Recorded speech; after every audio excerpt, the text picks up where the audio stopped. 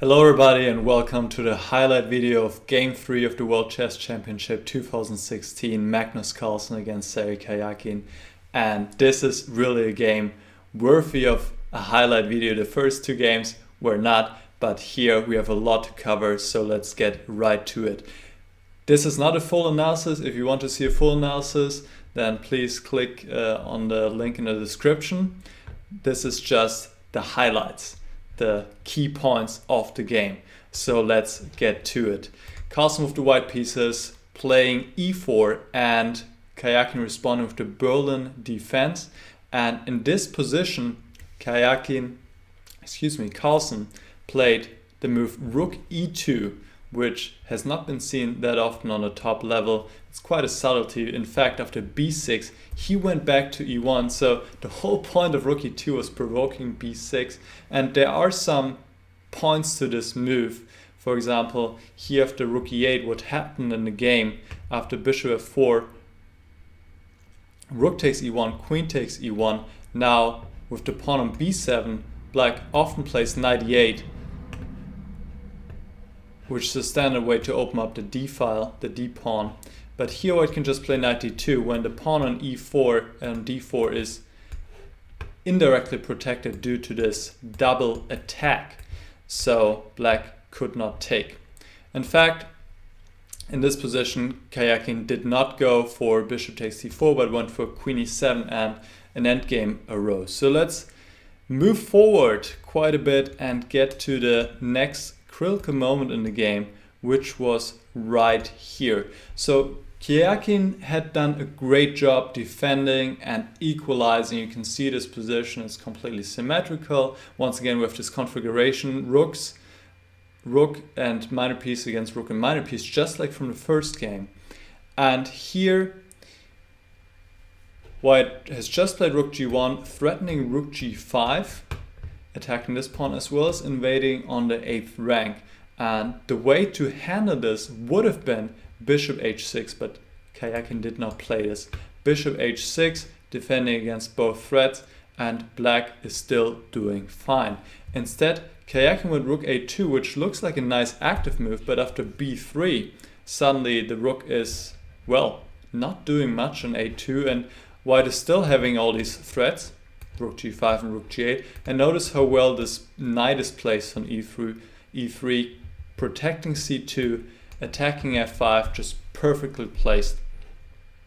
And in the next couple of moves, in fact, it turned out that black could not avoid material loss, and we get to this position, we see black has given back, or has actually given a pawn to disrupt the white pawn structure a little bit, but it doesn't change the fact that white is up a pawn here and is pressing here, even though, of course, because of reduced material, black has good drawing chances.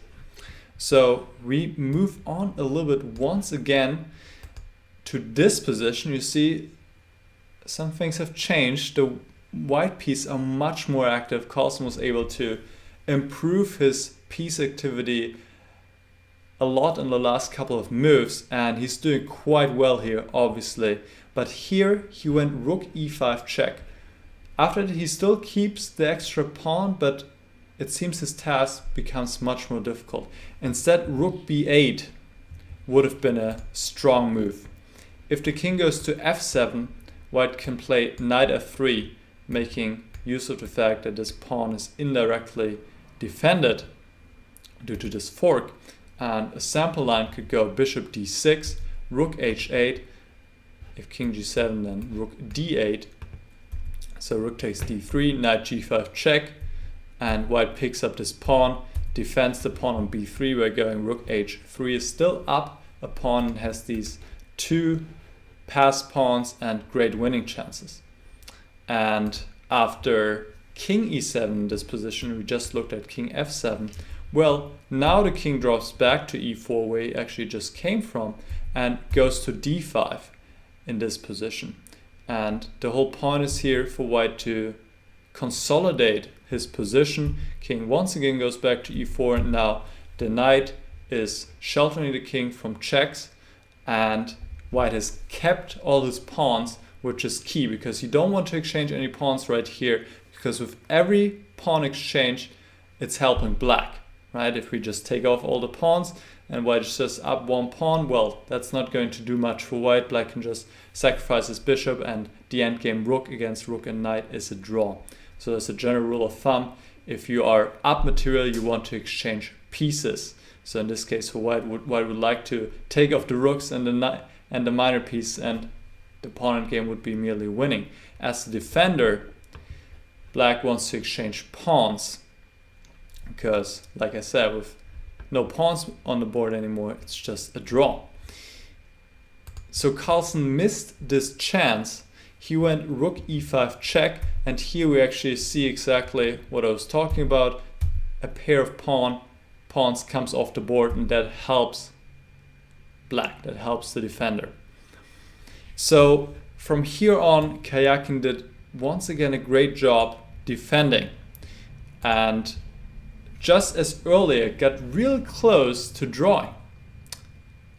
But just when he was so close in this position, he's still down a pawn, but all these pieces are well placed. The rook is great, and the knight is taken out of the game, and white is really not able to make any progress. And just here, he gives Carlsen a chance once again.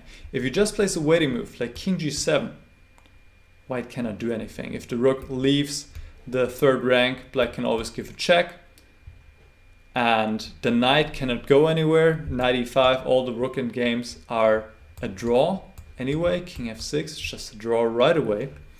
So nothing white can do really. Just to see a sample line here, king e2, rook d5, rook e4, rook takes f5, picks up this pawn. Well, white can pick up the pawn on b4 maybe, but just rook c3, and we're getting exactly to the situation I was talking about. In the end, black can just sacrifice the bishop for the pawn if he needs to, and the endgame rook against rook and knight is an easy draw.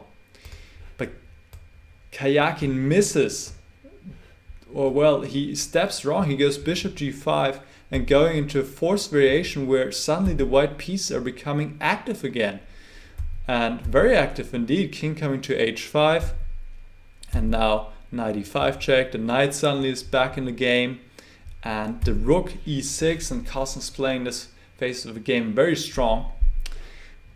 And this combination of pieces now is really causing trouble for black. Really, Karjakin's only hope here was to just try to get rid of all the white pawns, and that's what he's trying to do by taking h3, giving up the bishop on e7. Carlsen took this bishop, king f6, and here Carlsen had to make a choice between rook e8 and knight c6. Ultimately, it seems that both moves will lead to a draw by a perfect play by black, but rook e8 would have been a much better try. Carlsen played knight c6. After rook e8, king takes f5, now knight c6, and white is keeping this pawn because of this fork. So black cannot take the pawn. But black still has this trump on h4, and this is apparently, according to my analysis so far, sufficient to hold, because in the ensuing variations, the black pieces will be active enough and white will be stuck defending the pawn on b3. Just to give you a sample line here what the computer spits out, in the end black is losing the pawn on h2, but we have this situation: the white king is cut off, the white pieces are all tied together defending the pawn on b3, and it seems that white cannot make any progress. So that would have been a draw too, but knight c6 is actually giving Karjakin quite a straightforward way to achieve the draw by going rook c3 here. But he misses this chance. He plays king takes f5. If rook c3, well, now this is forced, rook e6 check, king takes f5, knight d4 check, king f4, king takes h4. Looks good first because the knight is protecting a pawn, but after rook d3, white cannot keep it together. Rook d6, just king e5, and knight e2, king f3, knight c1. Well, white is maybe still defending everything, but once again, not for too long, and the black pieces are too active and white cannot keep his winning potential pawn on b3. So this would have been the way to go. After king takes f5, in fact, for the first time in this game and in this match, one player is winning, and that's white here. Carlsen is winning at this point. It's not easy though, because there's just not a lot of material left. Here he played knight a5, defending a pawn on b3, and that is winning. But easier would have been rook e1. Again, black cannot take on b3 because of knight d4. And one sample line could go king f4, rook f1 check. Well, the pawn on h4 will drop. Of course, white makes sure to protect his pawn b3 first. And the pawn will drop.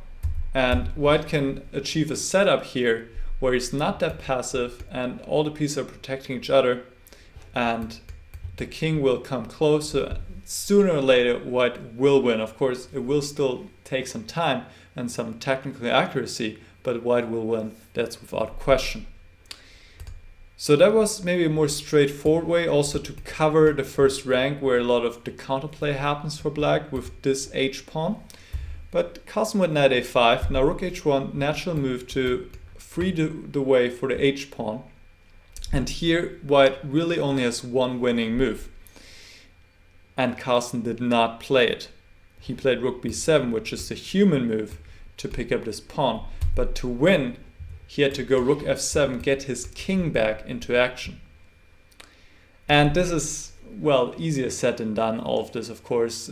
I looked at it briefly with the computer. The computer is saying this is winning. Once again, we'll achieve a similar situation we just saw. White is picking up the pawn and keeping the knight protected, can approach with the king and will eventually win. But over the board, of course, is a completely different story, especially as both players were very low on time.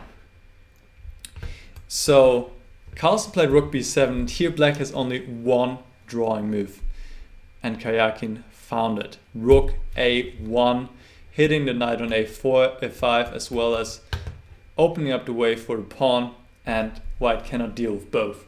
So Carlsen played rook b5 check, rook takes b4, even picks up this pawn with check, but it does not matter because this is just enough counterplay here for black. Just nothing to do. Rook takes h4, well, that would even lose. But Carlsen played rook g4 check, but even here if he takes, well, what is there to do? This pawn will not go anywhere. Black will just pick it up very easily. The white king is just way too far away. So Carlsen played knight c4, but after h3, this pawn is difficult to stop. And in fact, here Carlsen had to do a move repetition, just going back and forth with the rook, and agreed to a draw. He was so close, but in the end,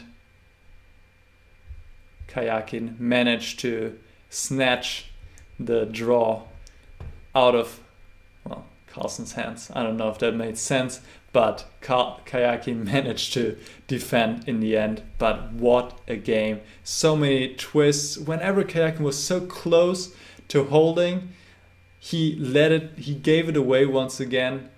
But in the end, he managed to defend and hold the draw in this game.